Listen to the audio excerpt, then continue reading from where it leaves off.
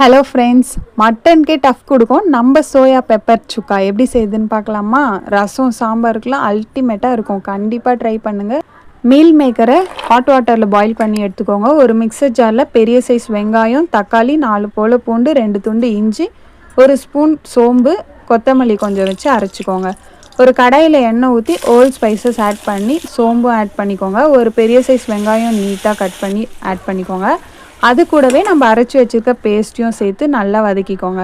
கொஞ்சமாக கருவேப்பிலை போட்டுக்கோங்க. நல்லா வதங்கினதுக்கப்புறம் மிளகாத்தூள், கரம் மசாலா, மல்லித்தூள் 3யும் போட்டு நல்லா மிக்ஸ் பண்ணிக்கோங்க. தேவையான உப்பும் ஆட் பண்ணிக்கோங்க. அதுக்கப்புறம் நம்ம பாயில் பண்ணி வச்சுருக்க மீல் மேக்கரை ஆட் பண்ணி, மீல் மேக்கரில் நிறைய தண்ணி இருக்கும், அது எல்லாமே நல்லா ட்ரை ஆகிற அளவுக்கு நீங்கள் நல்லா பெரட்டிகிட்டே இருங்க. அதுக்கப்புறம் பெப்பர் ஆட் பண்ணி நல்லா மிக்ஸ் பண்ணிக்கோங்க. சூப்பரான சோயா பெப்பர் சுக்கா ரெடி ஆகிடும். லைக் பண்ணி, ஷேர் பண்ணி, சப்ஸ்கிரைப் பண்ணிக்கோங்க. தேங்க்யூ.